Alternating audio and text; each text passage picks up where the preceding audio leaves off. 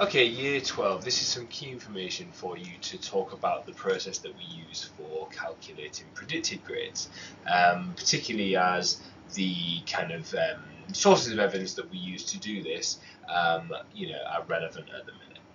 So let's dive in. So what are UCAS predicted grades? So I think it's a really important thing to define to start off. The predicted grade for UCAS purposes is the A-level grade that is the strongest that students are likely to achieve based on available internal evidence gathered by teachers up to that point in the course. We as a school have a responsibility to make sure that when we're making UCAS predictions that we're being positive, yes, but that we're also being realistic and evidence-based to give students a really good idea of what types of universities, what types of courses, what types of apprenticeships are the ones that they should be applying for, not only to secure an offer. If we wanted all of our students to get offers, then we would predict them all straight A stars. But the idea of actually securing the place and not being left disappointed on results day is why we need that level of care and realism in this process. So, why are we telling you now? And I think that's a very sensible question. So we are calculating our grades at the end of year 12, which means that your work over the next few months will be counting in some way towards that prediction. Therefore, it's only fair to be, completely transparent with you about exactly how we do this. We've got to have all of our predicted grades ready by the time we leave school in July because we have such a huge amount of students who apply to university as early entry candidates, and essentially this needs to be very carefully and very well dealt with before we come back in September, so that everybody has clarity and everybody knows what they are planning to apply for. So, in terms of how we actually do those calculations then, we kind of apply different layers of analysis to this process. The first one is your end of year exams. So you'll be finding out some information shortly about the fact that we sit 2 sets of end of year exams here at Harris Westminster. One of those is in May, one of those is in late June, early July. And the first thing that we do is that we take student performance in those those 2 assessments, and we rank it. And then we kind of lay on the top some notional grade boundaries that broadly equivalent to the best ever performance at Harris Westminster for that subject. So let's imagine if for example the best ever results showed that 25% of students got an A star in maths, then if you were a student in maths whose exam performance over the 2 exams put them in the top 25% of students, then no questions asked, you would be predicted an A star before we even apply the other layers of analysis. I think it's worth mentioning that you can't go down from this prediction. So if your performance places you in that top 25% or whatever that grade boundary looks like for the subject we're talking about, then it stands to reason that you will be predicted that grade. The second thing that we do once we get the first kind of bit of data that is spat out at us from those inputs, we then we lay on top some consideration for students who have excellent response. So the reason we do that is because if excellent response is a very good indicator that you might make faster progress than your peers in year 13.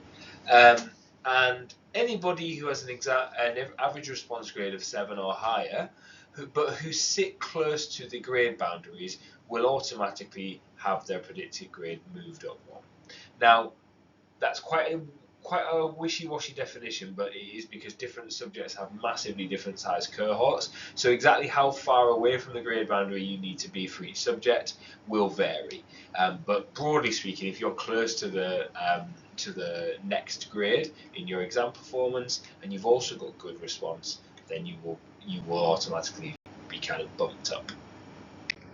And then the third step in this process is thinking about our teachers. So they receive essentially the data as it looks after steps 1 and 2. So after we've taken into account response and after we've taken into account exam performance.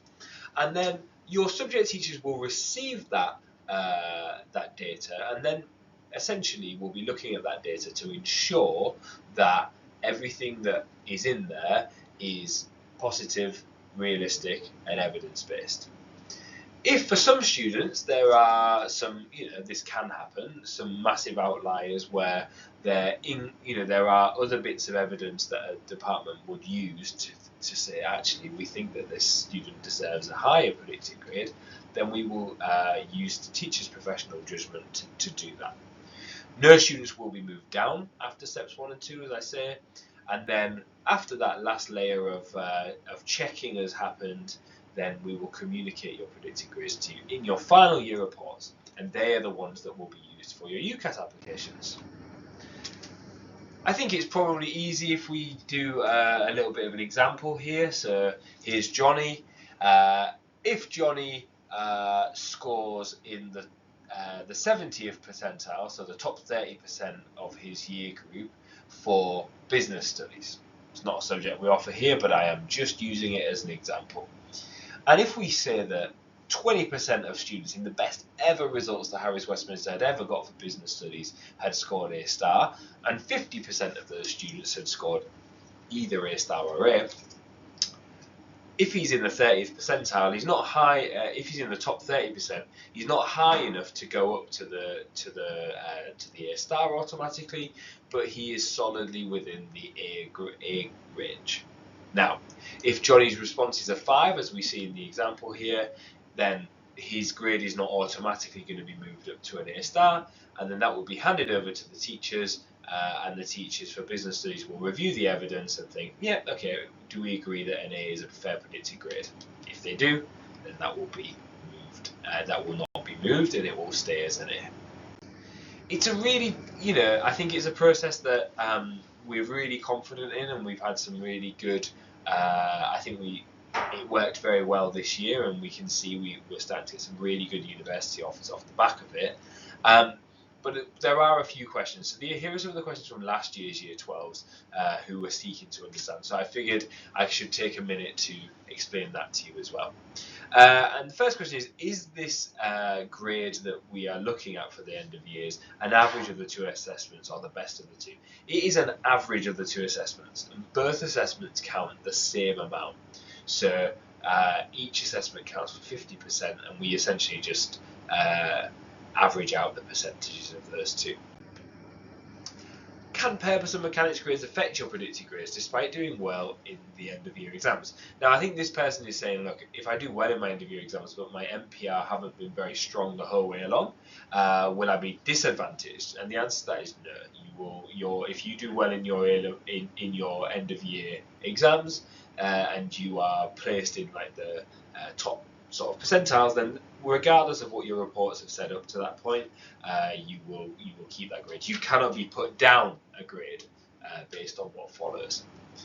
And I think it's really important to also consider that the inverse of that. So let's imagine your MPR are very strong and you really don't do very well at all in your end of year exams.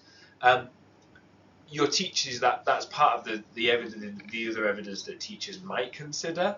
But the reason we put so much stock in those end of year exams is because they are your first opportunity to do a really meaty assessment that contains more content and more information than just the topics that you've done most recently. So it is probably the best indicator of where you're at. And do subject teachers review or reflect on the predicted grades of all students, or just those who aren't on A star after steps 1 and 2? No, that's all students. So if you are sat on the AB or the BC borderline, all of that information will be looked at. And not that many students' grades will necessarily change off the back of it because we're very confident in the system. But I just wanted to make sure that system was super clear for you as we go into the rest of resilience term. So this video I will send a link to so you can look at it again on your own time. We do have a full predicted grades policy on our website, and thank you very much for listening. Bye bye.